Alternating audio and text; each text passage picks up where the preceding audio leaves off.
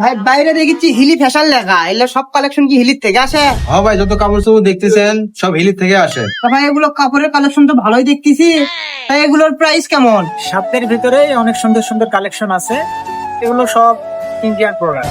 ভাই থাকেন, যখন বিয়ে করবো তখন এসে নিমো নি, এগুলো সব তো খালি বিয়ে ফেলে কাপড় আর ছোট ধরনের কাপড়। বিয়ে না করা পর্যন্ত কাপড় টুকুর কিনে পাবো না, থাকেন। এ ভাই, আপনি কাপড় দেখা হয়নি, এদিকে আসেন তো।